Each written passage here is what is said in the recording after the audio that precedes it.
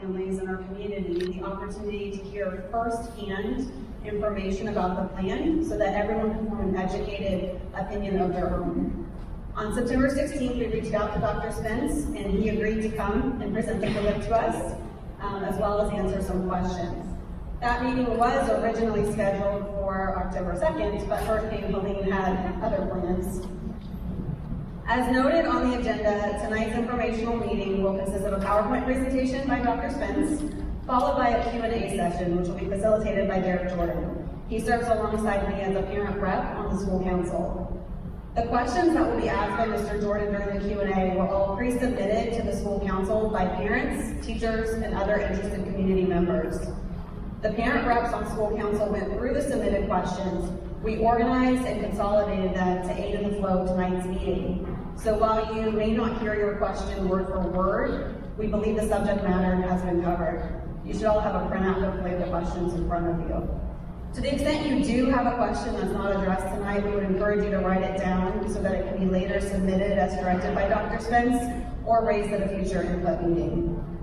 Before I turn it over to Dr. Spence, I did want to quickly provide two definitions for terms that you'll hear a lot throughout the questions, in case someone's not familiar. The first term is SOGLO, which is the portion of downtown Brunswick south of Gloucester Street that's currently districted to St. Simon's Elementary and Oglethorpe Point. And the second term is CCRPI, which refers to the College and Career Ready Performance Index reports, which are scores that are issued by the Georgia Department of Education that show how schools are performing on important academic matters. These reports can be used to compare schools in different categories. Thanks again for coming and listening. I'll turn it over now to Dr. Spence.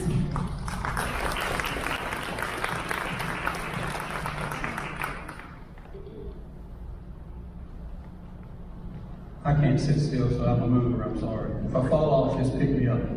I have with me tonight 4 board members. Would you stand up, guys? 4 Board of Education members. I know Hank wanted to stand up and say everyone. Thank you for coming. I have Mr. Terry Glynn, who is our Assistant Superintendent Pre-K through 5, and Mr. Eric Benson, who is our Assistant Superintendent 6 through 12. And so everyone wants to know who's on the committee, and it's really not a secret. I told Scott Spence, and I assume he can tell everyone, but one of the committee members is here. He's our representative from St. Simon's Island. Santa Claus himself, Mr. Andy Jones. He's the guy that plays Santa Claus on the fire truck. So go ahead and get started, and I'm gonna see if I can see this. So understand that nothing is final. What I wanted to do is I wanted to have a small group of 8 folks. And I wanted to make some basic decisions and then bring it to the public so we can hear the concerns of the public. And that's what we're doing here tonight. This is like my 3rd or 4th kind of small meeting. This is much bigger than the others. And that's fine.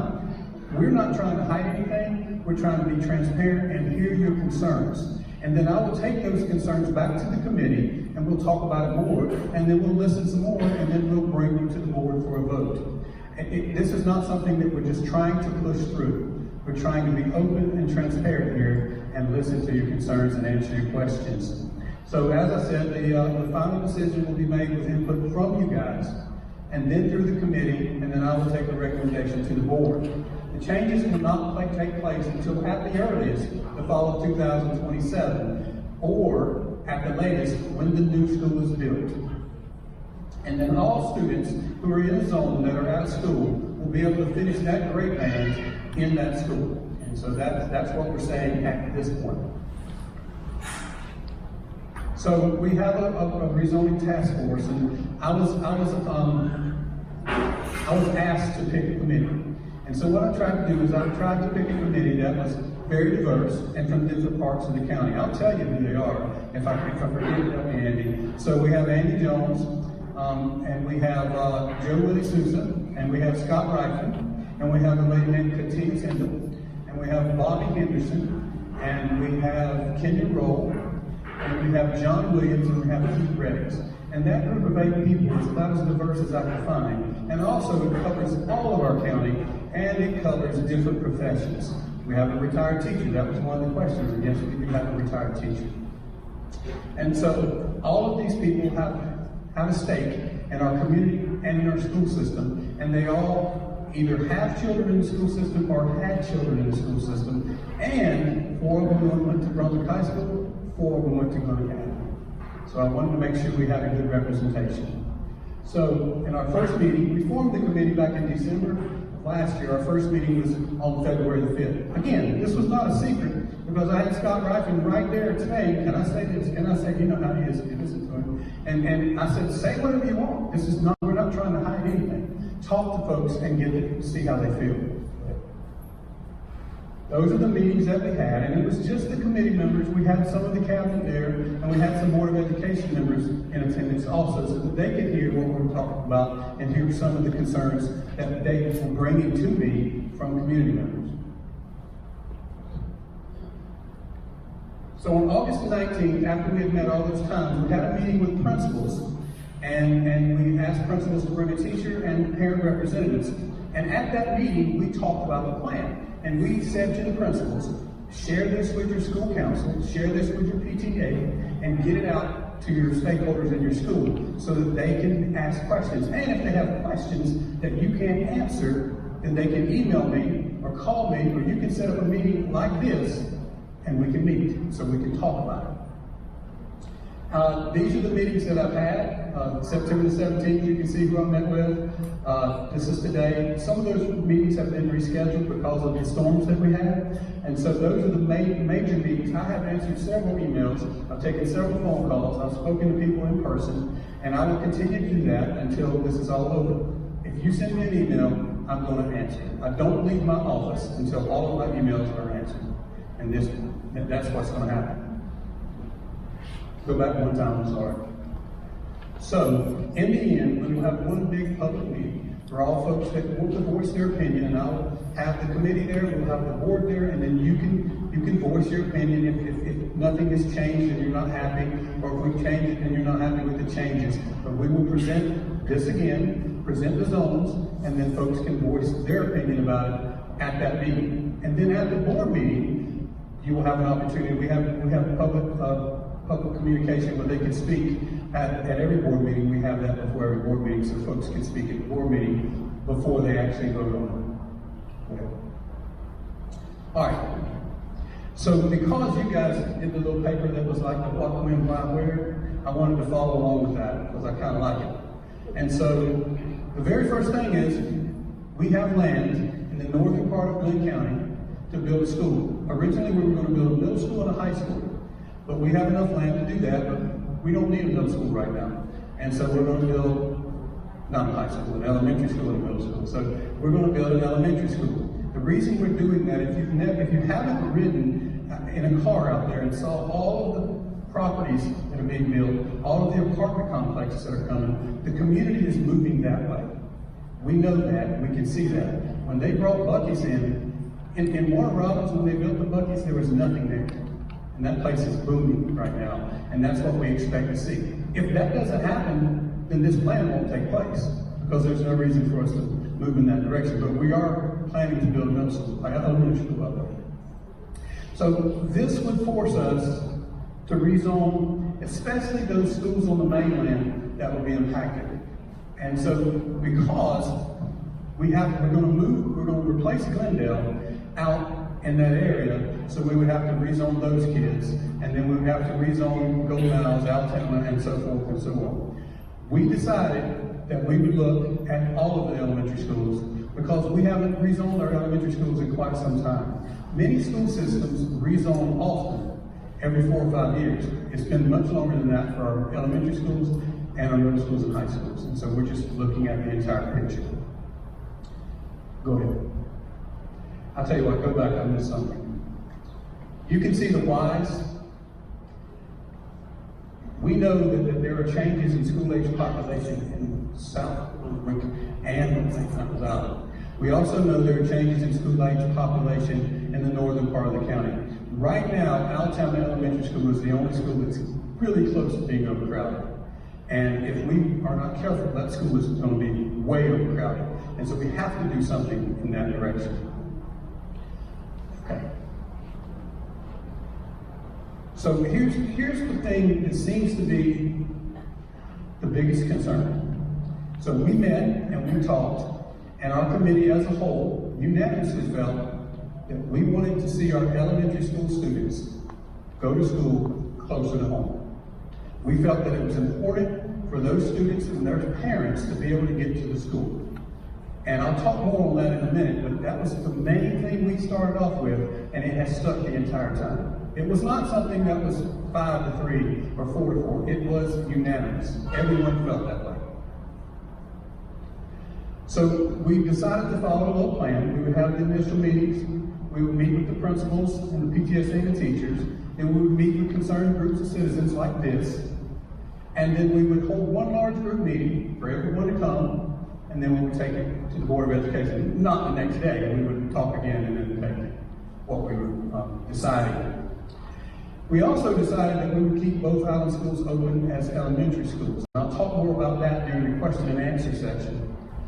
Even though the population would only call for one school, there are currently, I believe, 615 students that are in elementary school pre-K through 5 that go to public schools on St. Simon's Island. That would fill one of these two schools up, either St. Simon's Elementary or Oglethorpe Point. However, we took into account the traffic, having one school. We took into account that we just spent nearly $50 million on this school and $10 or $15 million on Oglethorpe, which would be a waste of taxpayer money.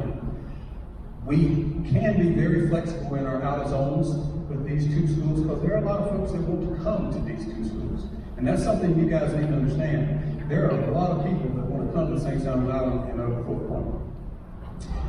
We also took into account, started thinking about possibly having Sea Island or all St. Simon's employees be able to bring their kids to this school. And I'll talk more about that too. But that was something we thought talk about. And then there are about maybe 180 private students who attend private school who are in pre-K through 5 who are that age.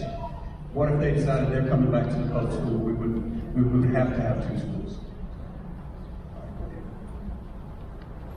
So we did also start the discussion about making the Golden Isles Career Academy a standalone school, and that would ease some of the burden off of our high schools, but it would also allow those students who wanted to spend their entire day at the Career Academy that option. That is something that we're looking into because there are so many diploma options that we're starting to see come down from the state, and we're starting to see more kids go after those diploma options.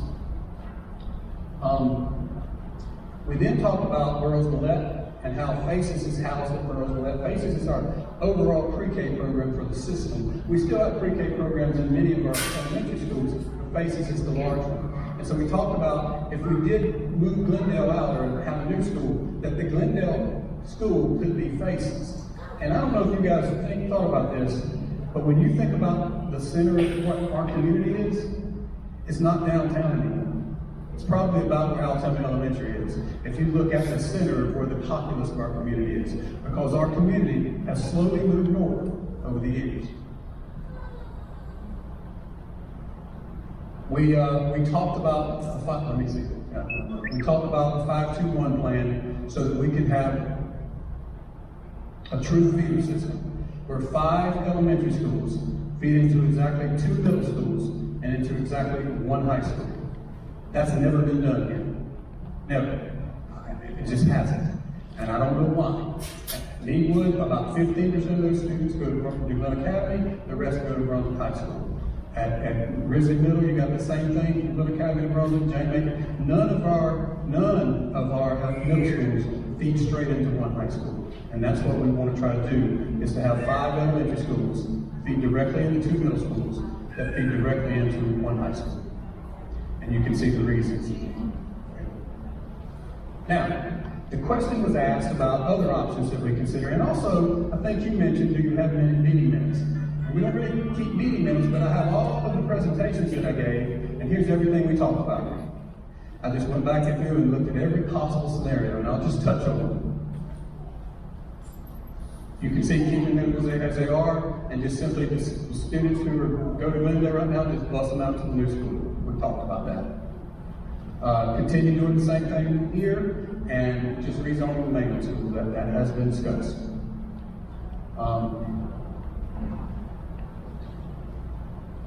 We talked about sending the kids in the mainland 26th of March. We talked about keeping the schools open,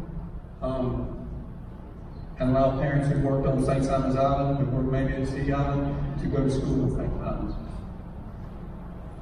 We talked about creating an 11th elementary school. I don't know if you guys know where the old Risley Middle School used to be. That's kind of our alternative programs on Albany Street. We talked about creating an 11th elementary school. There was some discussion about closing either OPE or St. Simon's Elementary. That didn't last long, but there was some discussions, if I'm being transparent. Okay. In fact, the last meeting we had, that was the only person that said they didn't like the plan we were presenting. Was that person wanted to see one of those schools closed. So I'll just say that. That was the only dissension, right?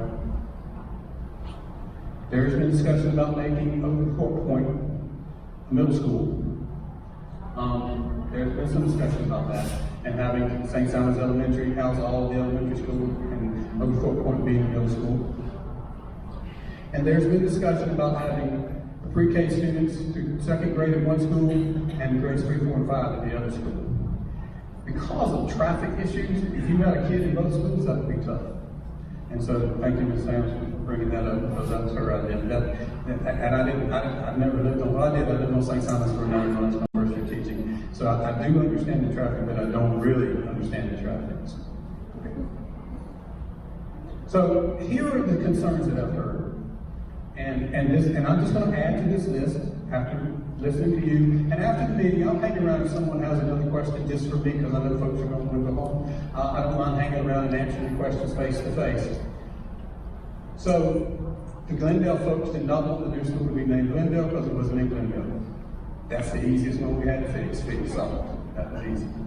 The people downtown in Solo, they're worried about, they want to be zoned, they want their kids to come to St. Simon's Island. Okay? They're worried about the property values. I never thought about that. They are worried about the property values, and they want a quality education, and they feel that their education is higher quality on St. Simon's. That's what I'm hearing. I've heard from the Tri-Area Association. I'll be meeting with them next week. Those are the folks off of exit 29. They're concerned about overcrowding out there because of the new apartment complexes and some of the new housing developments that they're concerned about that. And then the new guys. Those are the issues that I've heard from you guys. And so that's where we're at right now. So if there are other requests, I will come. I'll come to your school, I'll talk to you, I'll answer emails. I like emails because I can respond real quick. I do bring the concerns to the rezoning committee. We review what we talk about, and I bring additional concerns to them. I also speak to board members about the things that's going on too. As I said, we will have one large meeting where folks can talk. It may take 2 or 3 hours, but we'll do it. And then we'll make a final decision and bring it to the Board of Education for a vote. And then once they vote, we will move to middle and high schools. And that's where we're at. So I did have questions, but they're saying he's going to answer the questions, and so we're going to do the little moderator thing. But afterwards, if you do have a question, I'll kind of hang around and feel free to come up and ask me questions. And I'm going to stand up with you because I don't like to just sit, I like to move along with you, so it'd be a little weird if I was just sitting there. Hey everybody, my name's Derek. I'm also, as Sarah mentioned, a parent rep on the school council here at St. Simon's Elementary. Thanks Dr. Spence for the presentation. And really my job, as I see it, is just to kind of be the official question asker. You guys put these questions in, I'm just here to read them out loud so Dr. Spence can give some answers here. And just one other thing before we get going. When I first met Dr. Spence here this evening, I said hello and he said, this is a lot of questions. This is about 2 hours worth. So just to give you guys a heads up, we got started pretty good on time here, and we might be here till 7:30 or something. If people have to go, Dr. Spence, you said you like email. What's your email address? My email address is scott.spence@glynn.k12.ga.us. So Scott.Spence, just like you're emailing your child's teacher. Did I get it right? I messed it up last time. Thank you. Can I say something real fast? Yes, sir. You say a lot of things. When I chose the committee, I took a lot of time. I didn't just choose people that I know I didn't choose my friends. I chose some people that I really don't like. Because I wanted to hear their opinion. I wanted to hear what they had to say. Because if I only choose my friends, they're going to just follow along with me. These people have spent hours sitting and talking about zoning. So please don't make them the targets. We should respect their time and thank them for their service. Because a lot of them, they don't need to do this. And some of them are starting to get some pretty heated emails, and it's just, I don't think it's fair. Email me the heated emails, I can take it. Gotcha. I know there are some questions about the committee, and we'll get to those in just a minute. But let's start off at the top, and maybe you guys have this to read along. Is the committee planning to publish the proposed plan, the rationale behind it, and answers to frequently asked questions publicly? And then will public forums or town halls be scheduled in different areas of the county so that stakeholders can ask questions and provide feedback to the committee? If so, how soon will that be happening? And where should people look to find that information? Okay, so I think we've already published it. Thanks to her, I think it's published. And so that's okay. And I don't have any problem hiding because I met you the other day and I gave you what I was going to talk about. So if someone asks me for it, I don't have a problem. But understand this thing changes every time we meet. There's small changes. So if I publish something that was 2 or 3 weeks ago, it might not be the same now. So we're kind of working and building it as we go. And so when I say publish, we're not to that point yet. So yes, when we meet, it will be published, it will be publicized, and there will be no doubt what we're going to take to the board. In terms of the timeline, did you ask about the timeline? Yeah, there was a question about that. How soon will some of this be happening? I would like to take the plan to the board in December or January. Of this year? Of this year. I would like to make a final committee decision. I'd like to have the big meeting sometime in November, unless there are more meetings like this that I need to go to. But if those meetings kind of squander away, I'd like to have the big meeting where folks can talk, and then we make a decision and take it to the board. But I would like to take that to the board sometime in December or January. I don't have a problem pushing it back. Right now, that's the time. That is surprising to me, how kind of quick that's moving along. I imagine some people are like, wow, that's soon. Well, remember now, we started this in February. We started meeting in February, and then we come up with something. And someone goes, there's a question later on about, have you thought about having more members? Have you ever tried to make a decision with 50 people? It's almost impossible. 8 people is hard enough. And so we're trying to make a decision that we can move around, change, and then take to the board, because the more people that are involved, the harder it is to come to a consensus. There's a few questions on here with the word stakeholders, and that's kind of a broad term. I guess that could mean residents, teachers, students, citizens, all sorts, administrators. Was a survey of stakeholders conducted prior to the formulation of this plan, and if so, who was surveyed and what were the results? So we did not, and we probably will not do a survey, and because I don't think that's the best way to handle it. I think the best way to handle a situation like this is to talk one-on-one in a group like this and have you have the opportunity to ask questions. Because if we do a survey, we find that we get about 26-27% of people to respond. And those 26-27 people who respond are probably the people who don't want that to happen. And so I want to hear from everyone, this is the best way I think. And so no, we probably will not do a survey. And some people might be going, all right, well, I've got questions I want to ask. I'm thinking right now, I want to ask this. So there's some room for you to write your questions down, and you can email them later with those. If a survey was not conducted, then where did the idea of solo parents not wanting their children to be bused to St. Simon's Island come from? Is that the majority opinion from those currently impacted? So here's something I've never thought about, and I don't know that many of you in this room have thought about. One of our committee members was bused from Solo to St. Simon's Island. And she started talking about what it felt like when she got here and saw all the people. And then she said, my mom couldn't come to the Superdome race, but we wanted her to. And they said they would get a bus. Now let's think about this for just a second. You live in the province. They're going to come over and get a bus, and your mom and you are going to get on that bus. And you're going to drive over to St. Simon's Island. You're going to get off that bus. You're going to see all these nice cars, all these people with these nice clothes, and you and your mom are getting off of a bus. Just think about that. I don't want you to respond. I just want you to think about that, because that's what she said. And that meant something to me. And that meant something to everybody in that committee when she said it. So yes, that's where the idea came from. And I know it's not everyone, but that's what we heard that day. This was from a committee member? Yes. Okay.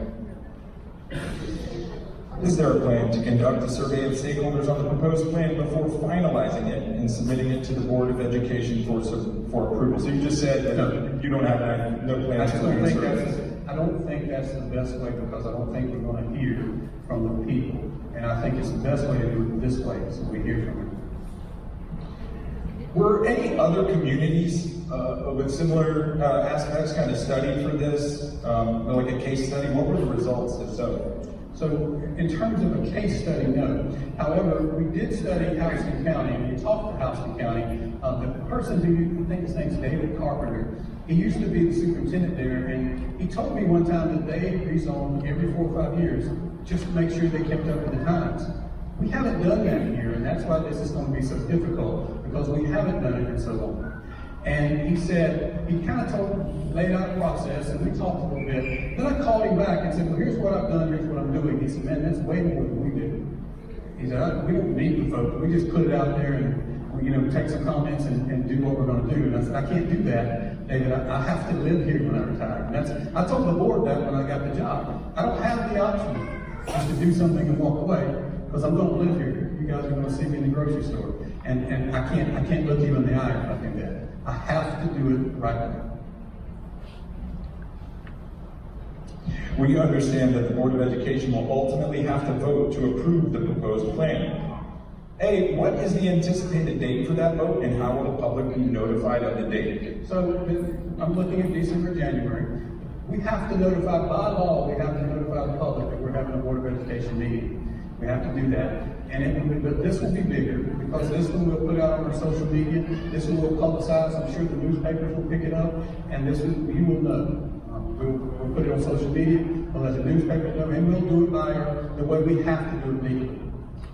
Okay, and will there be a period of public comment prior to that vote? You've already mentioned There's always a period of public comment. Actually, it's like 3 minutes, 5 minutes, and then we do 30 minutes. I would imagine, we would allow more than 30 minutes when we have this meeting, because there will be more than 6 people that want to talk. So is this the November meeting that you're kind of talking about? Probably December, January. But the big meeting where everybody will be allowed to come? There will be a meeting in a high school gym or a high school auditorium. And we'll have a speaker up there, and folks can just come up and say what they need to say. Okay. And at the board meeting, right before the board votes. So here's what happens with the board meetings. We have a work session the Thursday prior to the board meeting. At the work session, there's really no public input. We present what's going to happen. We present, this is what we're going to be voting on at the next meeting. So the plan will be presented. And then on Tuesday, the board votes. And so that gives the board Thursday, Friday, Saturday, Sunday, Monday to listen to the community if there are issues. And then on the day of the board meeting, the public can speak and tell how they feel about something. You made a plea a few minutes ago not to harass the committee or give them too much heat. If stakeholders have concerns about the plan, what's the preferred method to voice those to the committee or the Board of Education? I think there's several ways. I think if you know one of the committee members, certainly talk to them, because there's been a lot of talk between committee members and community members. So certainly feel free to talk, especially if you know one of them. You certainly can email me. I just gave my email address. If you want to come meet with me, we will talk. I will respond. I will respond probably a lot faster than you think. And then if you can, y'all might not like this, but you can email your board members. All of you have a board member that represents you. You can certainly email them if you have questions too. But no, they're probably going to email me, and I'm going to tell them the answer, and they're going to send it back. So, yes, go ahead and speak straight to me. That's what y'all wanted me to say, right? Are the board member email addresses online for us to find? Yes, if you go onto the school system website and go to Board of Education, you can see the board members' email addresses. Thank you. Appreciate that. So we're moving on to the second topic in here, which does come to the committee. And Andy, appreciate you being here. Thanks. Who chose the committee members, and what was the criteria? So I was looking for someone who cared about this committee, all 8 of them. I was looking for folks who have a stake in this committee and folks who have a stake and care about our school system. And so that's why they were chosen. And yes, I did choose them. I did think about having each board member choose someone. You know, we've done that before when we had a committee, but we didn't do that. We just went this way. And again, I want to reiterate, I wouldn't call myself friends with any. I know where one board member lives, and I've never been in that person's house, or committee member. So, I mean, I don't even know where anyone is. I know we've known him for a long time, but it's not like we're best buddies hugging and all. So, do any of the committee members live in the Solo community? No, there are two that used to live in the SOBO committee. One lives very close to the SOBO committee, but there are none on there. And there's also none that live in Fairway Oaks. There's also none that live in Fairway Shores. There's also none. I mean, it would be hard for me to pick somebody from every single community in our state. I tried to get a wide range of folks, is what I tried to do. So you mentioned they have a stake in the community and investment in the community. They care about it. Other than being graduates of the Glynn County school system, what relevant qualifications do the committee members possess? Any of them have degrees or backgrounds in the education system, serve on any school boards, or have any relevant business qualifications? I think if many of them ran for the school board, they could probably win. I also wouldn't have a problem hiring any of them as a teacher if they had those qualifications. I think most of them have college degrees, but certainly not teacher degrees. There is one, Keith Redding is a retired educator, and he's been in Glynn County for a long time. So I feel confident in their qualifications to make decisions about something. Would you consider expanding the size of the committee and adding additional members to get a broader perspective? I think I made your answer. That's okay. You know, so when you get in a room with more than 7, 8, 9 people, and you're trying to come to a consensus and make a decision, the more people that are involved, it gets more difficult. And so I tried to keep it relatively small, but these folks have put many hours in, and I think it would be kind of a slap in their face if I said, oh, we're going to bring 8 more people in. We're getting input. I'm going to take this input back to you guys, to them, and I'm going to tell the board. So they're going to hear the input from you. And again, I'm not trying to hide anything. I don't have anything at stake in this. I'm trying to do what's right, what we think is right for the community, and we want to hear what you have to say. What are the primary goals the committee is attempting to achieve with the redistricting? I think, first of all, we definitely want to have elementary students attend schools closest to where they live. I think it's important for parents to be able to be involved in their child's education, to be able to get to the school. And I think in some instances, that's not something we are having happen. We do want to see feeder schools. We do want to see a definite line to when you get to middle school, this is where you go. When you get to high school, this is where you go because you went to these schools. And that's the goal we want to achieve. But we also want to listen to the community. We want to hear what they have to say about our plans. So, in situations like this, Yes. was an independent third-party consultant engaged to determine forward-looking population trends and demographics for the county and projections related to the current proposed plan? If so, will that report be made available to the public, and when? If not, why not? So it's a huge report, first of all. And it really concentrates on student population, not so much the population of the county. It looks at school-age population, and yes, it is an independent consultant. It's called Group Management, and they manage our East Lots. And so as a service to us, they also give us a population trend. And they've been dead on for many years. In fact, I heard Mr. Mann say one time they were like 1 student off. That's very close. They look at live birth rates. They look at building permits. They look at how many kids are moving from our school system to private school, or how many are coming back out. And so yes, we did, and those are the folks that did it. So you talked earlier about just going for a drive up to the north part of the county, and just sort of anecdotally, people can look to see that that's where it's growing. But this Good survey suggested that people are moving there too. You got the Good survey, you got the eye test. You also got a situation where we got a Buc-ee's coming out there, and we know that brings folks. We just know that. Are any minutes or videos of committee meetings available for public review? Are any studies, reports, data, etc.? Did the committee use in creating the proposed plan available for public review? If not, why not? Everything that we've talked about is on the PowerPoint. everything that I know we talked about. I went back and looked at the PowerPoint presentations, and everything that was brought up is on there. And so I keep the PowerPoints from the previous ones. I basically add to it and say, okay, here's what we talked about last time, here's what we decided, what are we gonna do now? And then at the end, I even say, this is what we decided tonight, and I send it back out to them. So again, not trying to hide anything, but that is what we talked about. We have spent a lot of time talking about these items that are on here. In terms of data, I can share data. I can share the Google report stuff with you if you want me to. I mean, it's 300 pages maybe, so it's a lot. And if someone wanted to see that, they can just email you. If somebody emails me, I'll send it to you. I think I sent it to you. I can raise your hand. How long did it take me to send it to you? Yeah, I mean, I'll get it to you. We're not trying to hide anything, but you can have fun reading it down. All right, so topic number 3, redistricting. Rationale. As you know, SSE was just named the 2024 National Blue Ribbon School. Congratulations. According to the Department of Education, National Blue Ribbon Schools serve as models of effective school practices for state and district educators and other schools throughout the nation. Why, as a county, would we adopt a redistricting plan that removes primarily minority and economically disadvantaged students from a current blue ribbon school? Places that are larger schools with lower CCRPI scores. Yeah, I mean, I didn't know they were going to be a blue ribbon school when we done that. I'm not sure that would have changed my mind. And I'm not sure if you know, Burroughs Gillette was also a blue ribbon school at one point in time. Yes. They were the first. Yeah. And not now, and why?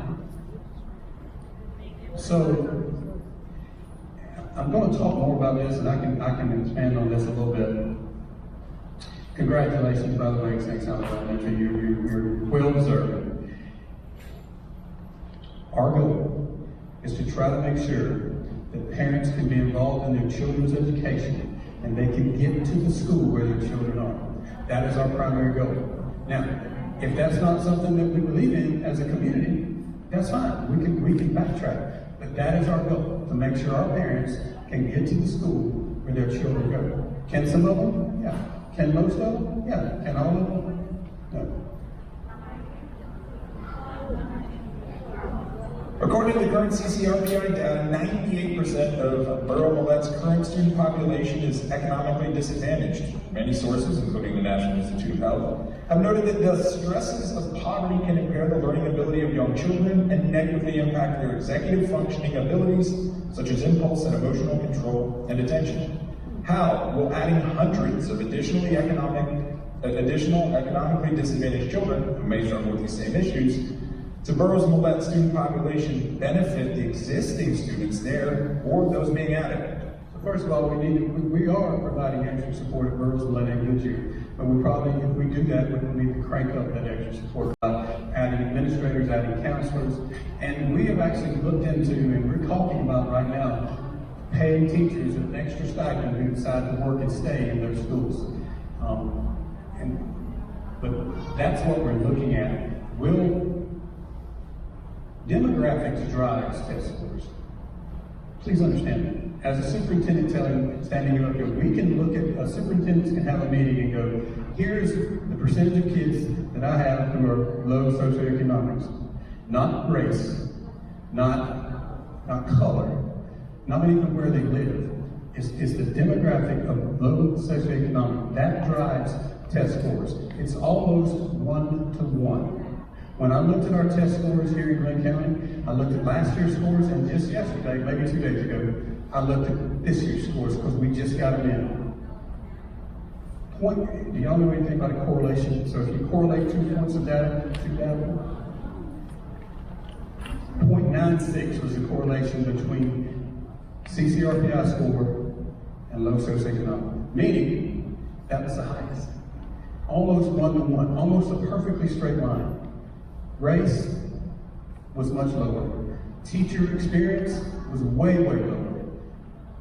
Teachers with extra degrees was way lower. It's socioeconomics. And we're actually trying to change the socioeconomics of Borough's Millette too now. That's what we're trying to do, is get kids to come there that are different than what they have right now. Remember, they were once a blue ribbon school.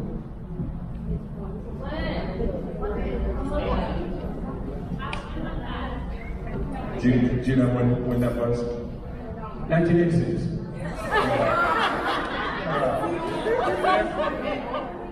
But they weren't. Is the Roosevelt administration and staff in favor of this proposed I plan? don't know about the staff. I know the administration is a little concerned about the numbers, but I don't know about the staff. They want to make sure we bring the extra support that we're saying we're going to bring. But as far as the staff, I talked to the principal. I actually talked to her yesterday, and that's what she's concerned about. Is the support from the county? For the 2023-24 school year, Roosevelt was at 87% capacity with only 87 spaces available. The proposed plan would add more than 87 students to Roosevelt. What modifications would be required to accommodate these additional students?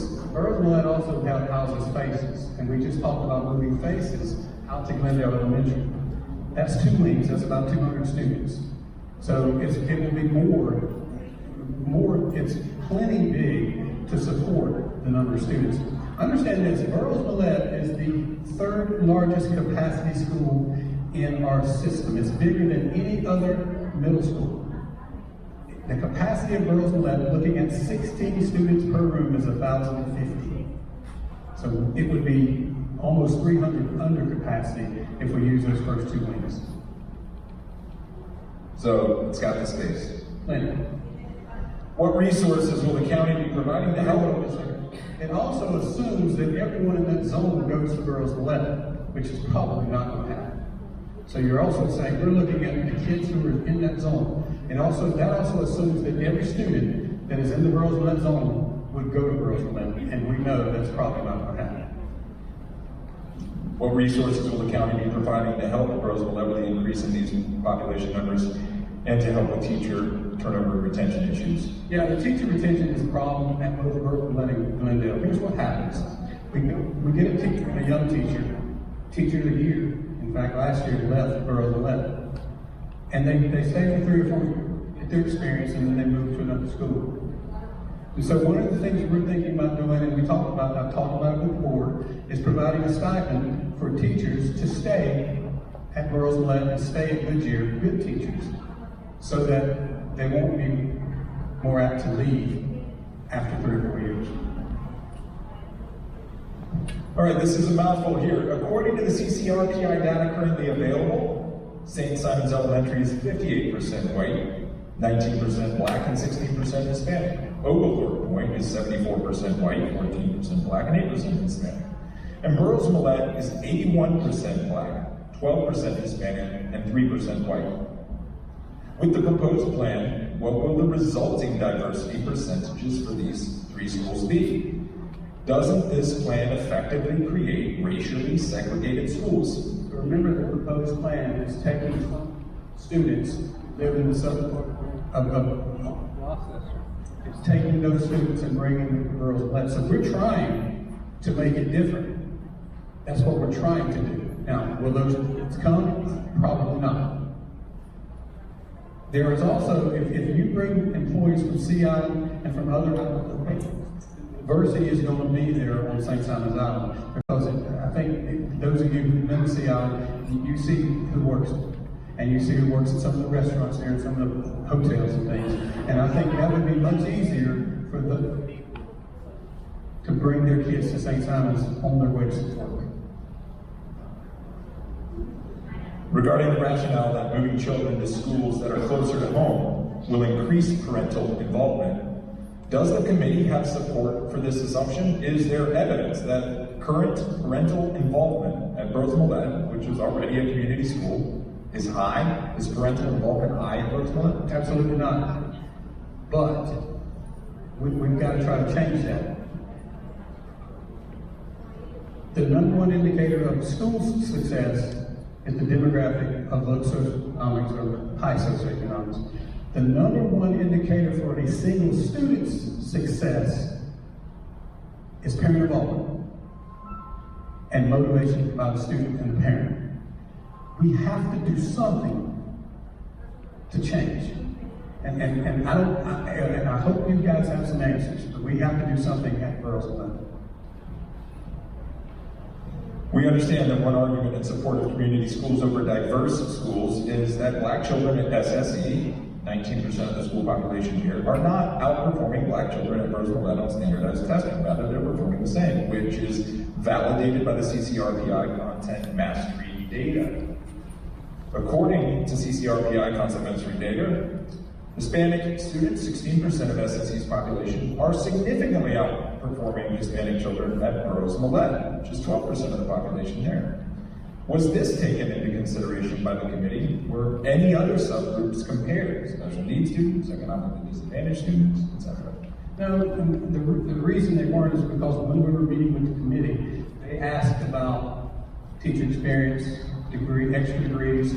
They wanted to know about Hispanic, African American population, the low socioeconomic. But I did look at the Hispanic correlation, and the percentage of Hispanics correlate with the CCRPI score of the school at 0.63, which is much less than 0.96. And so that really didn't have an impact when you look at the overall correlation.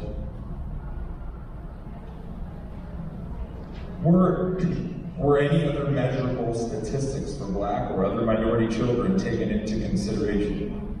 Graduation rates, attendance rates, disciplinary referral rates, etc., when determining if these students are benefited by attending SSE?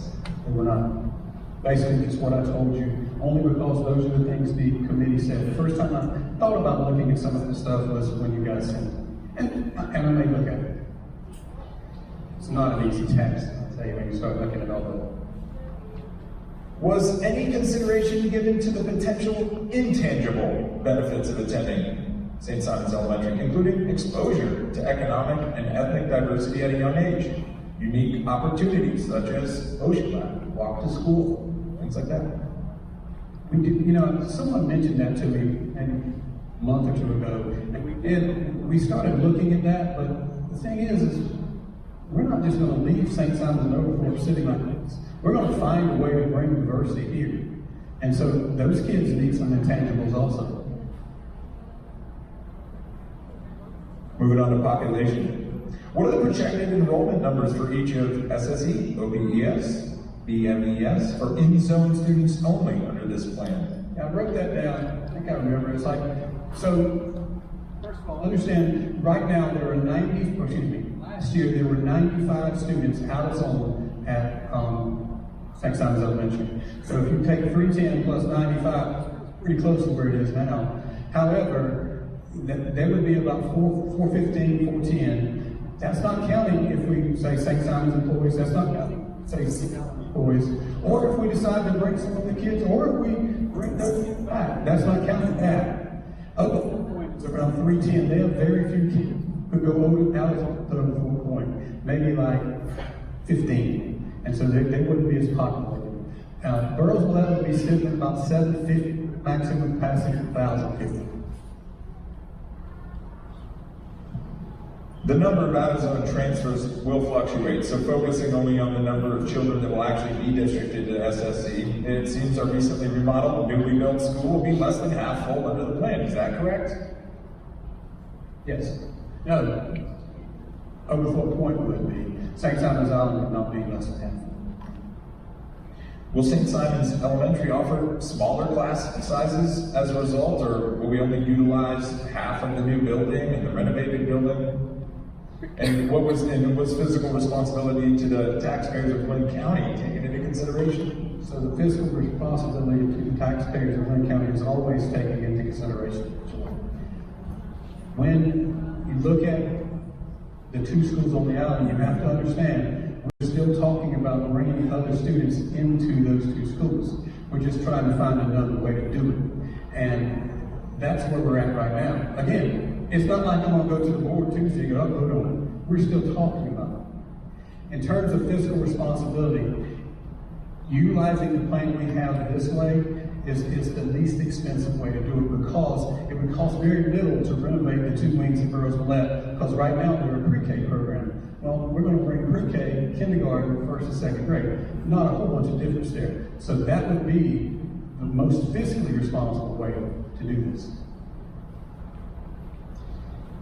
Some of this you've already touched on, and we'll try to get through it. Because St. Simon's Island is projected to only have enough elementary age students to make SSE and OPES each approximately half one under the new proposed plan, how do you plan to fill these population shortfalls?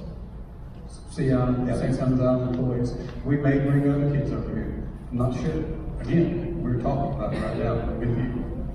Any ideas on how this plan would work logistically with workers having different shifts that they don't coincide with school drop-off and pick-up times? What number of students you project this would add to each school? So I did talk to some folks at Sea Island, and they're thinking around 150 students that would, and I think they use the insurance. These are the number of kids that are school age that are on our insurance. So I did talk to them about that. In terms of shifts, I did not think about that. That's something we're going to have to talk more about. And we've heard about a proposal to allow parents who work on St. Simon's Island to choose out of zone their kids' SSE or OPES. With relying on out of zone transfers from all over the county to fill more than half of the school, it seems that two island elementaries will become less of community-based schools than they are today. Is the committee's stated goal of prioritizing community-based schools? 100% disagree with that statement. Community-based schools, meaning folks on St. Simon's Island would send their kids to St. Simon's. That's what's stopping.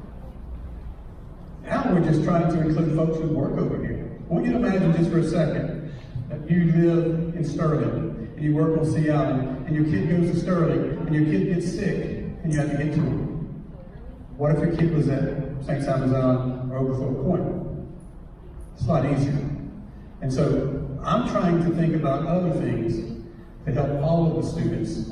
And I understand that you guys care about certain things, and that's fine. That's what you're here to do, and that's why we want to hear what you have to say. But I have to think about all of our students. You can keep that one. What you have to say is more important. People can read these questions. What you got to say is more important than what I'm saying. All right, so with enrollment at SSE likely to significantly decrease under the proposed plan, what's the plan for teachers that are here? How, when, and by whom will allotment decisions be made? So I'm not sure enrollment is going to significantly decrease. It may even go up. But every year, not just some years, not just this year, not next year, the last many years, we look at those numbers during the summer, we look at them, what we're projecting in the spring, and we allot the teachers to the schools based on the number of students.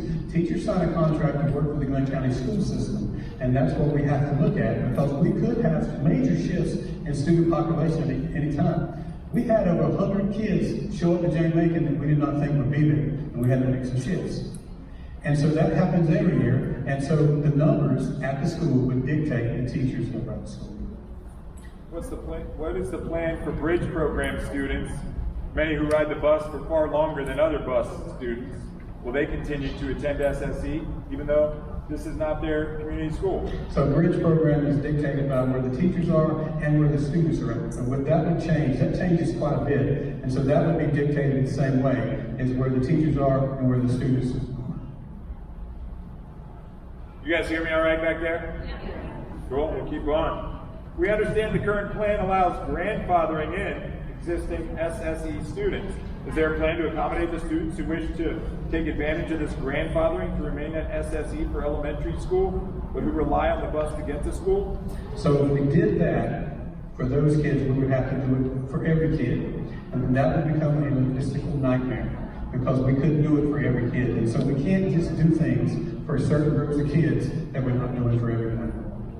So you have talked a lot about out of zoning. I was curious, how many requests for out of zoning does the county receive or approve annually currently, on average, for Brunswick students zoned that want to come to St. Simon's Island? You said there was a lot. There's 95 last year that were at St. Simon.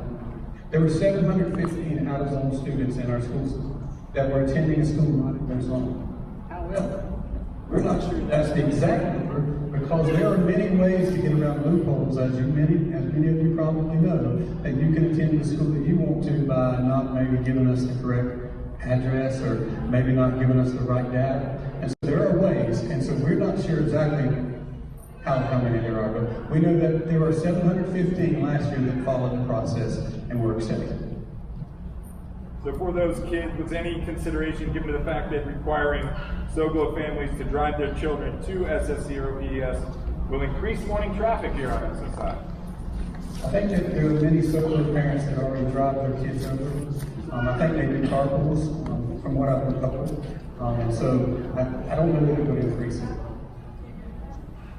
Will St. Simon's Elementary be able to provide access to aftercare for all children who will no longer be able to take the bus home? So St. Simon's and Overflow would be able to provide the same aftercare that other schools will be able to provide for their zone students. All right, making progress here on alternatives now. It is understandable that the construction of a new elementary in a different part of Glynn County would necessitate some amount of redistricting to appropriately populate that school and surrounding schools. But it seems as though the current districting of Burroughs-Millette, St. Simon's Elementary, and Oglethorpe Point on the other side of the county would not need to be adjusted as a result of the new construction. Has the committee considered only redistricting as necessary around the new school and leaving the remainder of the elementary schools as is? Yes, that was one of the options that we talked about. Was there a compelling reason to adjust the lines between St. Simon's Elementary and Oglethorpe Point on the island as part of this plan? So what we wanted to try to do when we did adjust the lines, and we can pull that up if you want to, but we tried to make sure there was a clear north and south because Oglethorpe's on the north and St. Simon's on the south. We wanted to make sure that there was about even amount of students on one side, so there's 310 on one and 315 on the other. And we wanted to look at transportation, what was the best way to create the least traffic problems, and that's what we think we did. Check, check.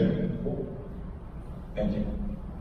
Has any consideration been given by the committee to the fact that a process already exists whereby families in the SOGLO area who are districted to St. Simon's Elementary, but who would prefer to attend Burroughs-Millette because of proximity or other reasons, that they could elect to do so via the existing intra-district out-of-zone transfer without eliminating the opportunity in busing for those located in SOGLO who want to attend SSE to do so. Yes, that has been discussed. However, you have to remember, when we do something for one area of the county, it has to be consistent with the entire county. You can't just cherry pick and say, we're going to do this here and not here. Can't do that. There are people who do not want to send their kids to Burroughs-Millette now. Who's going to volunteer to send their kids to Burroughs-Millette? I don't know. But if someone can come up with a great idea, I'll be fine. I'll listen. We've heard that merging OPES and SSE would bring the surviving school to full capacity. Was an option considered where SSE would serve pre-K through 4th grade and Oglethorpe 5th through 8th? It seems this would create a community elementary and middle school option for SSI. Do the population studies support this as a viable option to consider? Well, there's still 615 elementary school students on St. Simon's Island. If you go pre-K to 2, you're still going to have about half of them at one school and half at the other. So while we did discuss it, I think the idea of if you have 2 kids, 1 in each school, might be a problem. That was the thing I heard from folks. Were any other options discussed that did not change the current districting for all of SOGLO? What other options were considered but ultimately decided against?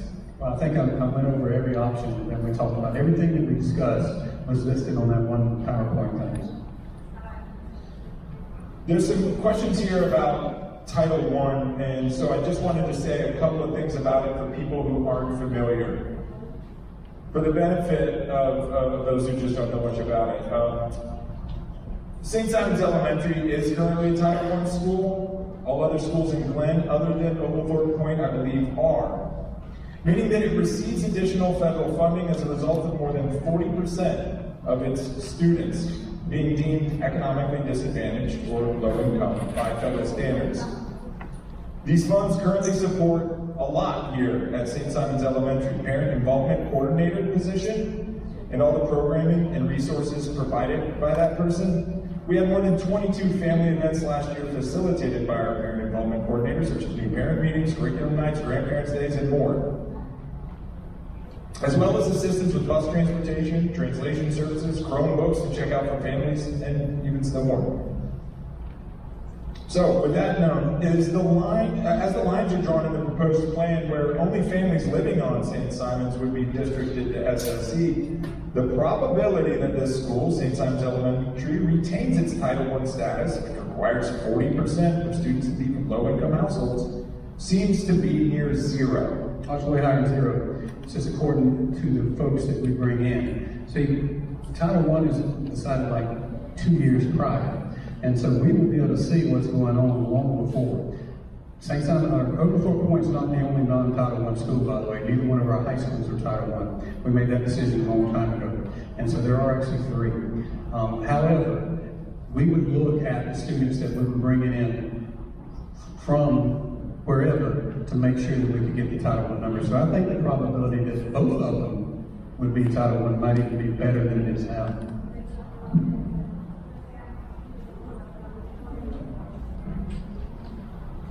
If Title I was to be lost, would that also mean a loss of support staff? Yes. All right, this one might be a little touchy. Changes in real estate values and taxes. Changes in other districting can have immediate effects on local real estate values. A shift from a higher rated to a lower rated school can lead to a decrease in property values as buyers reassess the desirability of the area. Has the committee taken into account the potential impact on homes in the Solo area? So absolutely not until I met with the folks from downtown, maybe 3 or 4 weeks ago. After that, I brought it to the committee and we did discuss that for quite some time. If home values are negatively impacted, my follow-up was going to be, and what did you find out? Let's see what this question asks. If home values are negatively impacted in SoGlo as a result of the redistricting, that will in turn decrease tax revenue for the city of Brunswick, which may negatively impact other services the city is able to provide, such as police, fire, parks, perhaps, to the other City of Brunswick residents. So have city officials been consulted about this plan, and are they in favor of it? So the mayor was actually at the meeting we had in downtown Brunswick.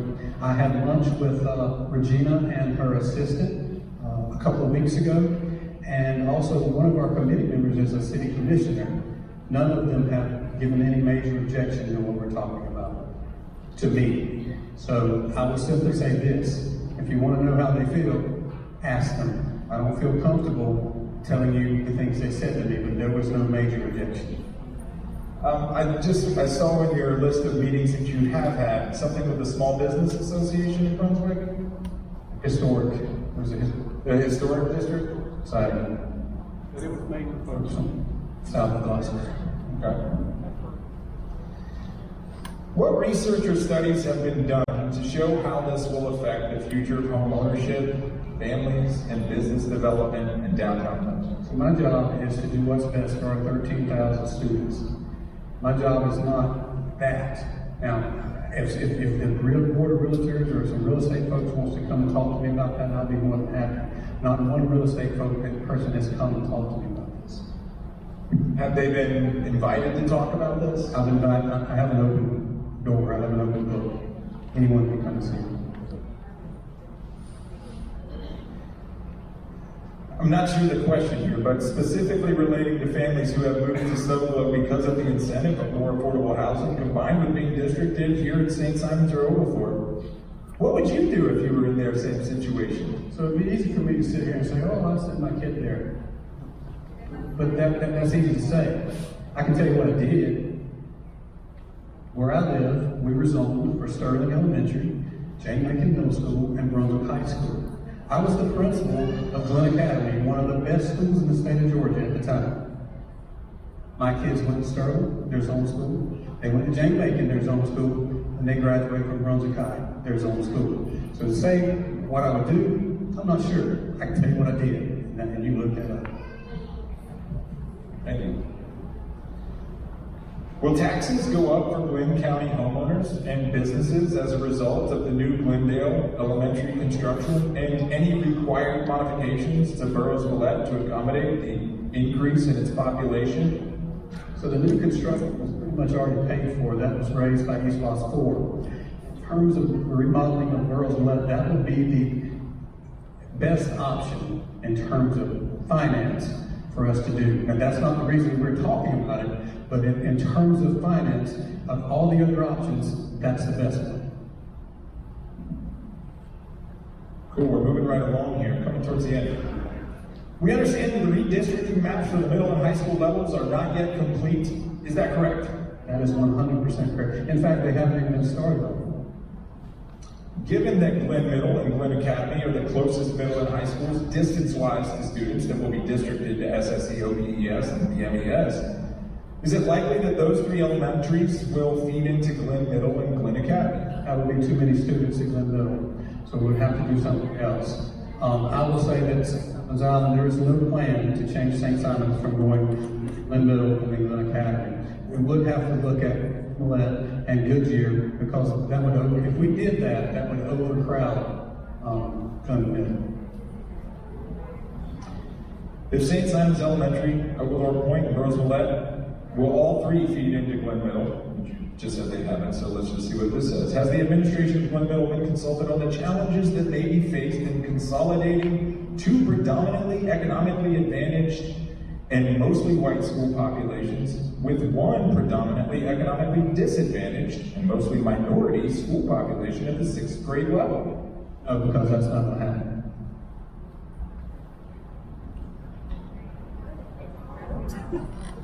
Topic number 5, implementation. Once a plan is adopted by the Board of Education, people will make certain choices about where to live and where to send their children to school based on the adopted plan and anticipated timing. What happens if population shifts occur between plan adoption and implementation? Could the plan change? What happens if it becomes apparent that the construction of the new Glendale Elementary will not be completed by fall 2027? So the idea is that this starts not just on a date, but when the new Glendale or the replacement Glendale is finished. However, if the population doesn't shift like we think it will, we would have to come back and look at the plan. It just doesn't make any sense to keep going forward with a plan that's not going to work. Okay. So, as a school, as a parent rep of the school council, I think our job, as we spoke about it and discussed it, was to offer an opportunity for other parents and community members and stakeholders, we can use that word, to ask questions. We collected your questions, and I tried to ask them. Now, it would be, in my estimation, the job of the community to go further if they want to set up your own meetings and email Dr. Spence with any of your own questions. And I encourage you to do so. So Dr. Spence, one of the last things on here is, what's the best thing for next steps for people who are concerned? And I'm sure there are many in here. People have been scribbling notes on their papers furiously as we've spoken. What's some good next steps for people to take? I think the best thing to do is go ahead and email me your questions, or talk to a committee member. I named your names. You go talk to them and let them know how you feel. Certainly, you feel free to call your board member. But we're not trying to run it high here. We're trying to be as honest and open as we possibly can, and we want to hear from you. Certainly, if you have some good ideas, bring them to me. I don't know everything. I can't be expected to do that. But I certainly will listen to folks if they have good ideas. This is not a done deal. It's not even close. We're trying to listen, trying to be open, and trying to hear. Now, I know you said it's not even close. It feels like it's pretty close, though, with December being right around the corner and there being a meeting there. Just saying.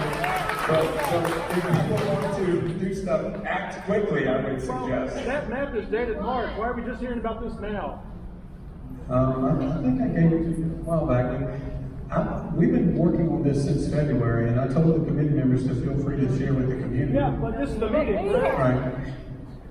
Yeah, I don't know. How do we stop you? How do we stop you? Tell them if I You're elected. Okay, Okay, cool. Even better. yeah, they're elected. So we need to stop this, you guys. We gotta stop this. So once again, thank you, Dr. Spence. our Board of Education members and our district administration for coming to meet with us tonight. Our school council and you all came up with some really thought-provoking questions, and there is not a proposal, obviously, that we are all going to agree on. So as Mr. Jordan suggested, we recommend that you reach out to Dr. Spence or any of the others with additional questions and follow-up, and obviously more opportunities for input to come. And thank you so much for coming this evening. We appreciate you guys all being here.